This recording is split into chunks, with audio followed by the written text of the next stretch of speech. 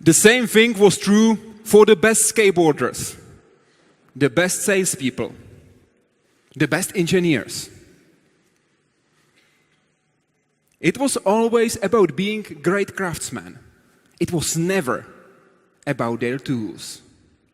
Says neuroscientist who is professor at Berkeley. She was named one of the 10 women to watch by Inc. magazine. She spent years researching the human brain with the goal of enhancing the human potential. She founded several companies. The last one, with her wife Norma, called Sokos, helps to maximize students' life outcomes thanks to machine learning and cognitive neuroscience. But that's not all. She has also developed systems to predict manic episodes in bipolar sufferers and predictive models of diabetes to better manage the glucose levels of her diabetes son. If you follow her work, you will find that it's a great combination of high-level tech and high level of people skills. And now she will talk about artificial intelligence from the human point of view. Ladies and gentlemen, please welcome Vivienne Mink.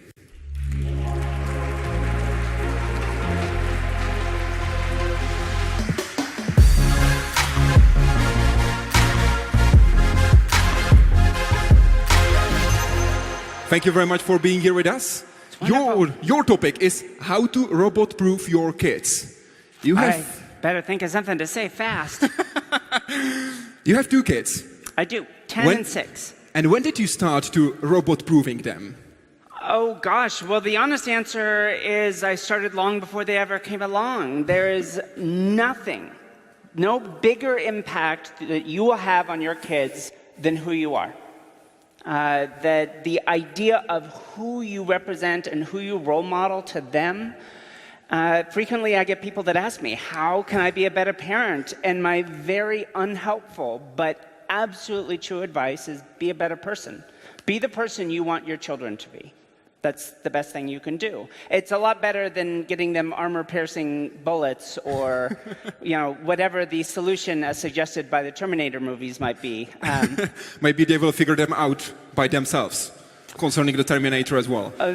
Well, we can leave that for them to decide when we're in that world. But this is, I believe, a great start to your topic that also includes the AI. Yes. Vivienne, please. Thank you.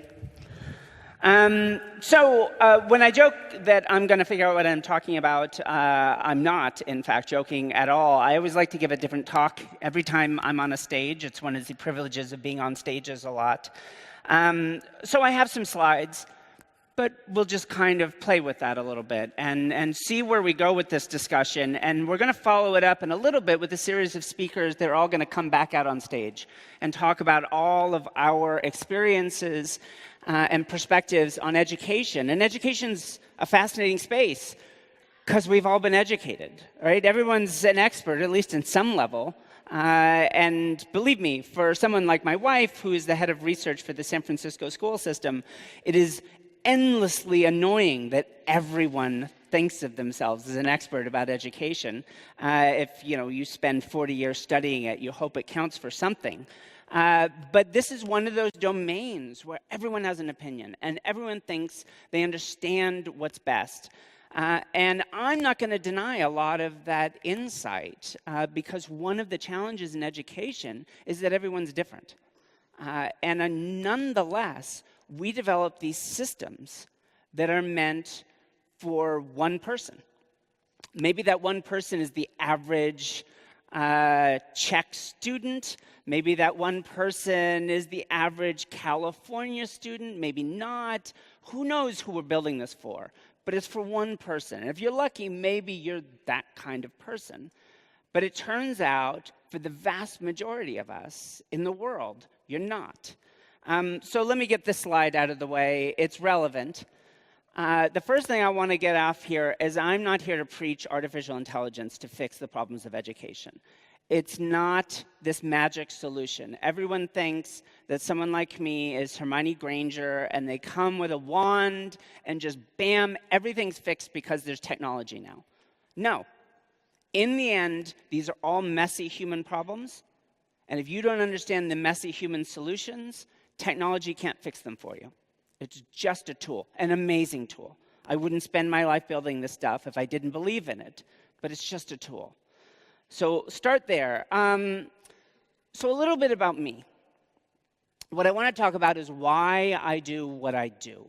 Why am I so interested in education? Why am I so interested in the future of work and workforce and health and inclusion and all of these issues that may seem disparate on their surface, but to me, they're all about building a better person. Here's an example of one. So what you're seeing here is what we might now call a deep neural network, and it's learning about faces. So none of these little faces that are sort of resolving are an actual person.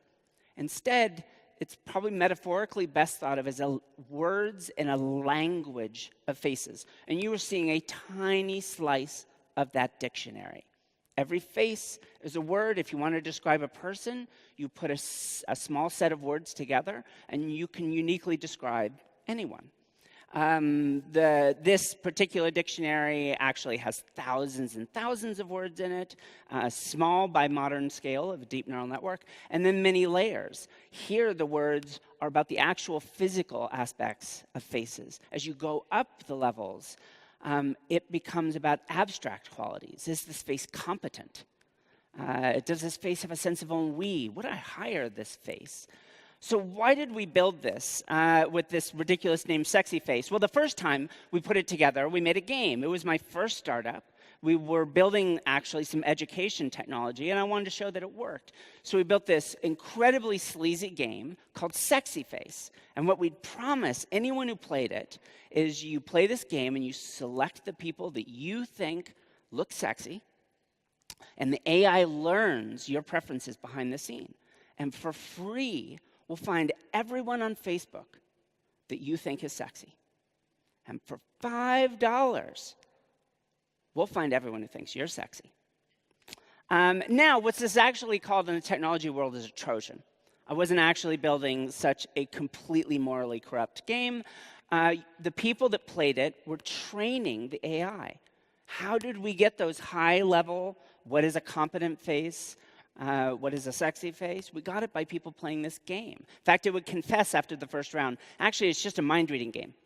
Guess any face category, and we could do it. And it'd be like, oh, so Southeast Asian, mutton chops, and, a sense of elan. And even if you were consistent about how you made those judgments, the damn thing could figure it out. I was genuinely impressed with my own work. Happens all the time.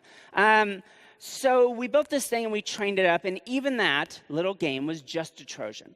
The real purpose of the game was to reunite orphan refugees with their extended family members. This came to us through a project called Refugees United. We were brought in by Ericsson, and they were looking for some technology because at the time there were 1 million, not in the history of the UN refugee camps. At that moment, 10 years ago, there was 1 million orphan refugees in camps around the world. They didn't know what village they were from. They didn't remember they weren't clear on what their last name was. And if you were an uncle fearing the worst about your family and you traveled from Damascus to Jordan to a camp, they gave you a book with 1 million faces in it, literally. And we came up with this system, and it turned out after about 3 to 5 minutes of spending some time with it, if your niece is in a camp anywhere in the world, you found her. Now that is what artificial intelligence can do. And over my life, I've had the chance to work on projects like this. I know, it doesn't feel like I'm talking about education. Give me a moment. In my life, I've worked on projects like this. As our introduction said, I've been able to build systems to help bipolar sufferers. We could predict manic episodes 3 to 4 weeks before they occurred, just using mobile phones. We built AIs for companies to help companies hire better, to take bias out of the hiring process. Did you really need to go to Harvard? Did you really need to go to Oxford to be great at whatever it is we're hiring for? Turns out the answer to that is pretty clearly no. We've built systems in education. We've built neuroprosthetics to help autistic children and people with Alzheimer's. I have led a fabulous and amazing life. And some of it was hard, like when my son was diagnosed with diabetes. But who better because I hacked all of his devices, broke several US federal laws, and built an AI that monitored him and actually predicted into the future whether his blood glucose levels would go high or low. And we gave it all away. And when my son is having a hard night, and he's 10 years old, I get to remind him that because our family went through this, quite possibly millions of people will be alive. And the reason I'm going through this sort of bragging episode here is because none of it should have happened. By the time I was a teenager, I was miserably unhappy and flunking out of secondary school. And when I finally went to university, that was it. Just a bridge too far. I completely gave up, flunked out of university, and then was homeless for several years. And it was a hard time. It was a time, in America where you can get a gun fairly easily, for example, where I had a very long night trying to figure out why it was I was supposed to be alive. I'd never accomplished anything with my life. I never lived up to anyone's expectations. What's the point of any of this? If you had been laying odds on me at 25, you would have been betting that I'd be dead by 30. So I'm going to skip the revelation and simply say that at 30, I had returned to that same university I'd flunked out of. And in a single year, I did my entire undergraduate degree, and I got perfect scores in every class. From there, I went to Carnegie Mellon, and then to Stanford, and then UC Berkeley, where I studied theoretical neuroscience and psychology, and got deep into this idea that what would it take to actually literally jam things in your brain to make you smarter, which is just as scary as it sounds, but also incredibly cool to work in. And none of my companies, none of my research, none of my philanthropic projects should ever have existed. In fact, Raz Chetty, the now famous Stanford psychologist, if I had to lay odds on anyone winning a Nobel Prize, I think he's probably the shoo-in bet. He just had a paper out in which he talks about lost Einsteins. What would the world be like if every kid had the chance to contribute as fully as I get to contribute? And he found, for example, kids from high socioeconomic status backgrounds were 10 times as likely to have patents attributed to them as kids with similar performing but not from the same backgrounds. In fact, in my research, we find that kids from high SES versus low socioeconomic status families were orders of magnitude more likely to be in an audience like this. Unless you think some pretty strong genetic arguments that I don't share, that means we are missing, as Raz estimates, a massive economic, cultural, and innovative potential that's left behind. I look at everything I've done over the last 15 years of my life, and emotionally, I own my failure. But intellectually, how could someone like me have slipped through the system? How did it happen? And with a lot of coastal California, white, let's be frank, in America, that helps a lot, helps everywhere. I had every advantage, and I squandered it all, and it shouldn't have happened. In some recent work I did, we actually wrote a paper titled, "If Kids Were Bonds, They'd Be the Backbone of the World Economy."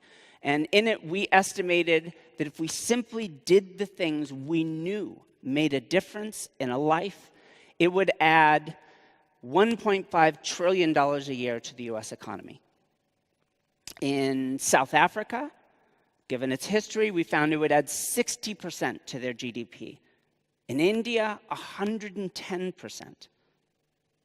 Think selfishly now of what your life would be like if all of those kids had been contributing their innovative potential to the global good. And it didn't happen. And I'll be blunt, I think it didn't happen because a lot of us think, why should I invest in someone else's kids? Well, turns out you should do it for the classic reason, because you're selfish. But what is it that's actually there? What is this thing that we're missing?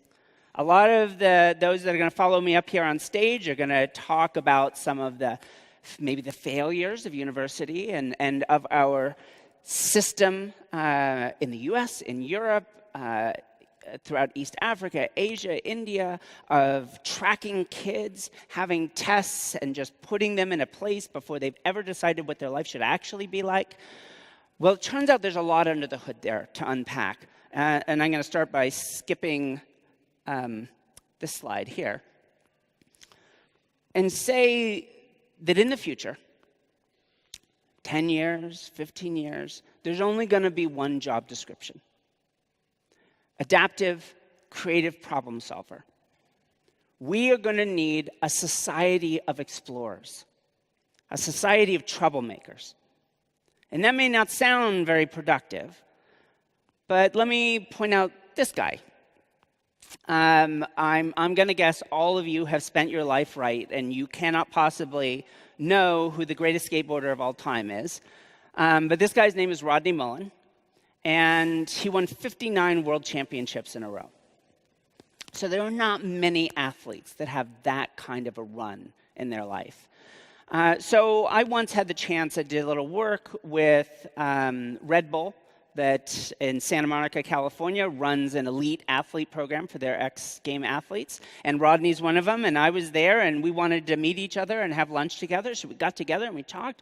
And my one question for Rodney, because I don't give a shit about skateboarding, is, what did you do after your 40th world championship? And Rodney said, well, Tony Hawk and I, we went to the after party and we drank some champagne, and I don't know, 20, 30 minutes later, we're out back practicing new moves. So one thing I learned really quickly with Rodney is that he likes to party. This is a guy who genuinely enjoys the after party. So for him to walk away from it was a sacrifice. And clearly, 40th world championship in a row, he's not afraid of getting beaten. So what's driving him to go practice new moves? There's nothing there except him. And what we call endogenous motivation, that drive that comes from within. The opposite of this would be exogenous motivation. You're doing it for your parents. You're doing it to brag to your friends. You're doing it for a bonus at work. Well, it turns out what he described is what we saw in over 100,000 salespeople. We analyzed their sales behavior. Who has the highest sales volume, best deal quality? Answer this question. Who regularly makes sales on the first day of the sales cycle when nobody cares? When all the traditional incentives disappear, all the bonuses, all the firings come at the end of the cycle, the best salespeople are the ones that don't care. They show a little sensitivity like everyone else, but they're much more like Rodney. They're out there doing deals because that's who they are. I gave a TED Talk about this, and it was originally titled The Fanatic, which I guess in today's world is a little too controversial. So they retitled it The Paradox of Incentive Insensitivity. And as unpoetic as that might be, it gets right to the heart. As all of our schools are set up on incentives: grades, test scores, university placement, the job you get coming out of every decision in your life. The next decision is the most important, and it decides everything. And I'm guessing that doesn't go away ever. But when you're 20, when you're 15, boy, is that weighing down heavy on you. But turns out people whose decisions are insensitive to those pressures are the ones that live the longest. They're the ones that earn the most money. They go the furthest in their education. They have the biggest impact on the world. They have the highest walking speed at age 65. All of this was summarized in a paper that just came out last year in the Proceedings of the National Academy of Science. In fact, it wasn't just about motivation. It was about a whole slew of constructs. My wife and I wrote a review paper about it. We call it meta-learning. This is only 35. We track 50 of them now. And as you can see, we've got a rough structure. There's nothing magical about that, but when you think about how do I teach these, how do I change an actual child, it's useful to think about general cognitive abilities. Your working memory span, your literacy, your numeracy. Turns out these are things I can really only change in a kid that's about 5 to 8. During those times, you can, though. Nothing's fixed. We know at a molecular level how to decrease working memory span through things like childhood household stress and household isolation. But we also know through literacy and numeracy how to increase it. It's amazing. These are causally related to life outcomes. You know what isn't? Your standardized test scores, your grades. One of my companies, Guild, I was the chief scientist. We build AIs to try and predict who your company should hire. Had a database of 122 million people. And we found that a Bachelor of Computer Science from Stanford was a modest predictor of your ability as a software developer. High score in any one of these swamped it out, including social skills. Just as important for software developers as for salespeople. Now, admittedly, fewer software developers have great social skills, but when they do, it means just as much. It predicts just as strongly the quality of their work. Self-regulated learning, we wonkily call that metacognition, strategic thinking, self-assessment, emotional intelligence, and creativity. So these are our 5 super categories. They're not magical, but the constructs are. What puts them on this list? First off, some people use language like soft skills. None of these are soft. Every one of them is measurable. They're all definable in the scientific literature, and part of the art of my work with artificial intelligence is how can I observe you in your natural life and figure out your relative strengths and weaknesses in these skills. An idea I'm going to come back to in a moment. 2, every single one of the constructs on here is strongly statistically related to the kind of life outcomes I mentioned earlier. Longer, healthier, more productive, happier lives. And lastly, they're all intervenable. Everything on this list is changeable about people. Now, that may sound controversial. Many people think you've got it or you don't. And believe me, in Silicon Valley, that ethos of only hire the best, A players only, we only want to hire Jedis and ninjas and camels or whatever the next fancy language is, I don't know. I take a very, very different approach. I believe everybody can be amazing. Everybody. Now the question is, how do you do it? How do you build qualities like this into somebody? And that's challenging. So we started more modestly. I built a system where we could simply listen to college students talk to each other online. And from that information, we were able to predict what they get wrong or right on the final exam in their university classes. Without ever looking at the textbook or consulting an expert or looking at their homeworks or their quizzes, we knew what they knew. From just listening to them talk to each other, we turned the learning experience into its own form of natural assessment. Imagine also being able to do that in the workplace. Not having to pull someone out for an annual 360 or some subjective expectation of what you ought to deliver on, but rather we could take the richness of your actual work life and turn that not just into who are you right now, but who could you be? Because what's most interesting about my work isn't a fixed prediction about your grades. It's about where you're ready to change. So predicting grades is very exciting, except I just told you grades don't predict anything. You now learned that this last project was done before the more recent work at Guild, where we had all these findings. So I convinced myself. We built this amazing artificial intelligence that could predict something that wasn't predictive. So what if we could go back and start all over again? And I already told you what we figured out. Education should be about producing happy, healthy, productive lives. But I don't mean that as a philosophical statement. I mean that should be the objective function of a system that makes a decision in the moment for each child. Does this make a difference? So here we took a totally different track. We built AIs that could analyze kids' artwork. We could listen to little children talk to each other in a microphone. We could ask parents a single question each day, and from that, build our meta-learning profile of a child. Now, what's the worst thing I could do with that? Share it back with the parent. It turns out nothing positive comes. Every parent wants to know. They all want to know. Isn't my kid smarter than everyone else? Where are they strong? Where are they weak? But that's a trap. It's a trap into thinking that who they will always be is who they are in this very moment. And it turns out it's well discovered in the research literature.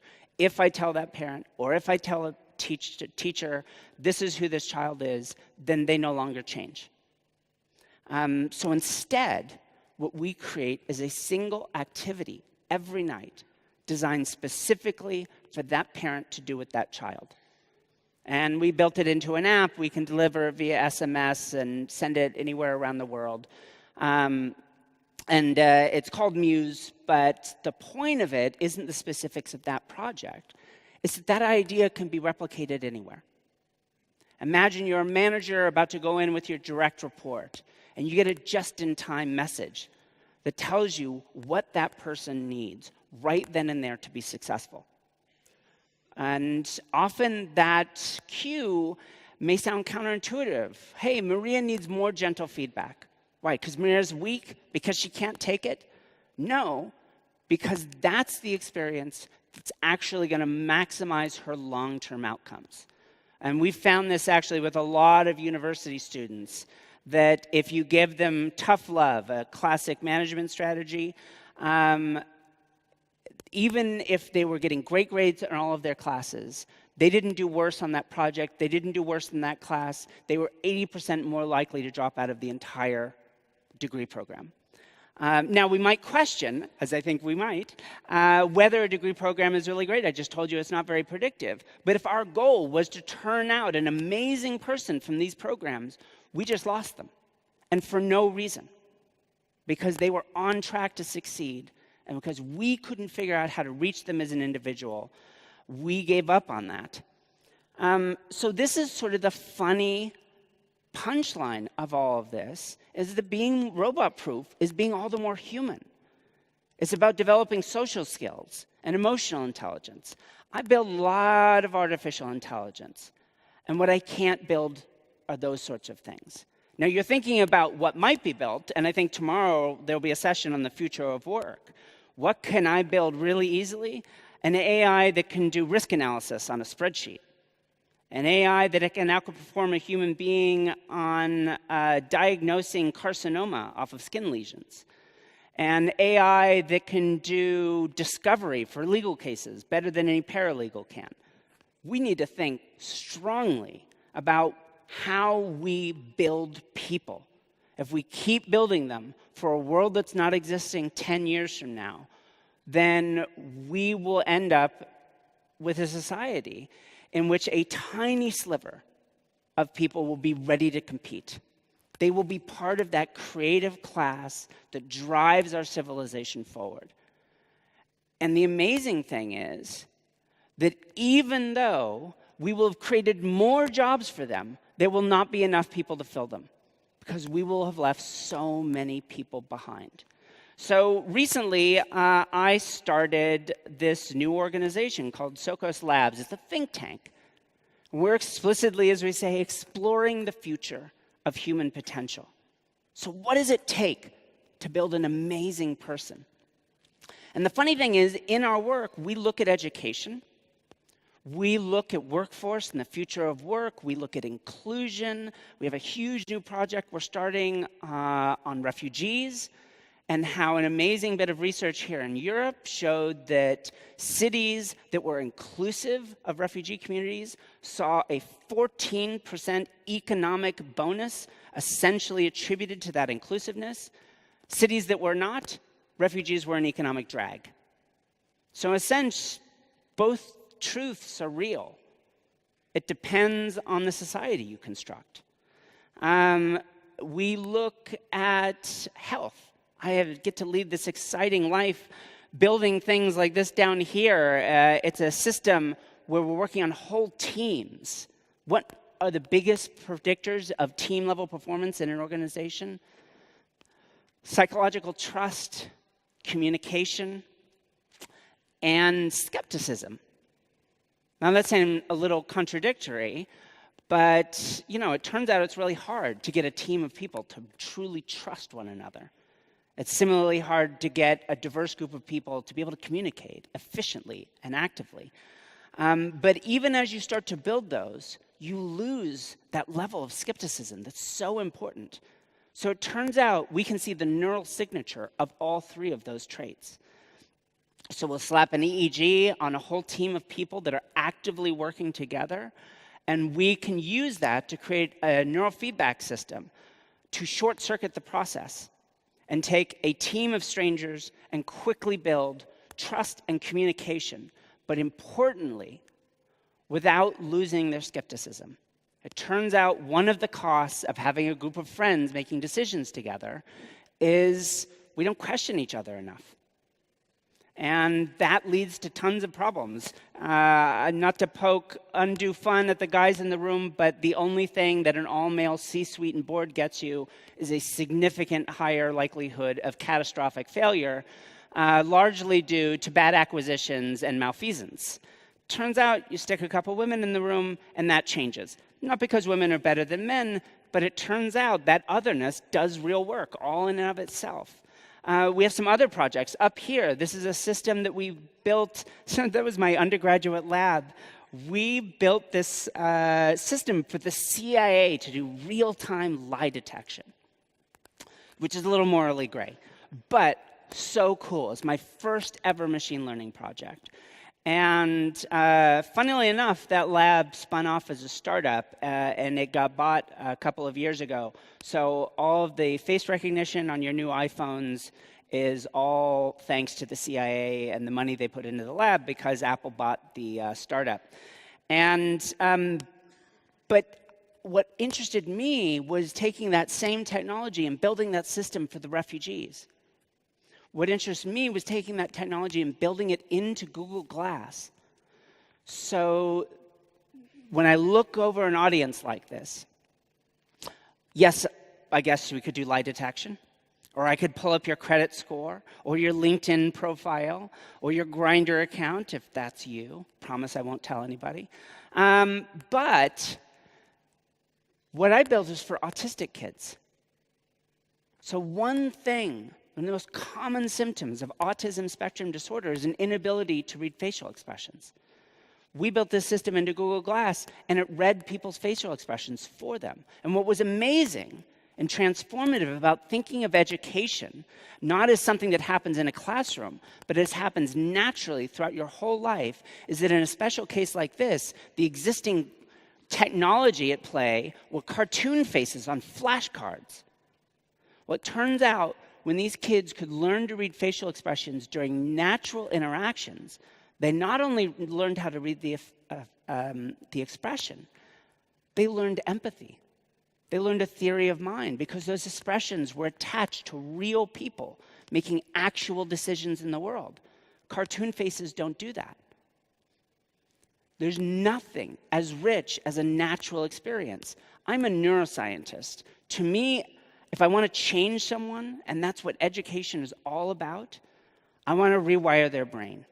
And the way you rewire their brain is through rich, natural experiences. And there's so many other things I'd love to talk about here, but as we're heading towards me finishing and some other speakers coming up to talk about education, and then our group panel, I want to talk about that crazy cluster over in the corner there. So my think tank is working with a giant Fortune 50 company to forecast the individual career outcomes of all 425,000 employees. Where are they going to be over the next 10 to 20 years of their life? And again, I'm not trying, I have no interest, in a sense, with what that prediction is. What I want to know is how do we change it? So our heart of our project is finding those moments in their lives where we can intervene and drive them towards a better life. The company, for me, it's a philanthropic endeavor. If I can make 425,000 people's lives better, hell yes. For the big company, they have employees that will live longer, healthier, that will be more productive, that will continue to learn. What they're staring at is the significant likelihood, before they ever started talking to me, of laying off about 200,000 of those employees. Not because they're unqualified. They all went to college. They all learned how to do the things this company needs. But it turns out this company isn't going to need that thing pretty soon. They aren't going to need people staring at spreadsheets to do risk assessments. They aren't going to need people doing discovery work. Jerks like me are going to build bots to do that for them. They need explorers. And what I loved about their commitment to work with us is they said, not just help us find explorers. They said, help us turn those 200,000 people into explorers. They've been trapped in a system from the youngest age through university and early work that told them, you simply do what people tell you and work really hard and keep your head down, don't make waves, and you will have a great life. And that world doesn't exist anymore. And in some ways, that's a wonderful thing. But it's not a wonderful thing if you can't get a job. It's not a wonderful thing if you can't pay your rent and you can't support your family, particularly if you did everything society told you to do. So we get to work inside this organization and many others around the world. And rethinking education means it doesn't just happen in a classroom. It doesn't just happen with a young child. It happens through your entire life. And then knowing that and knowing what drives these amazing and positive life outcomes means now I can build machine learning systems that can make a difference, that can help to scale these individual experiences to everyone and turn actual work into a growth experience.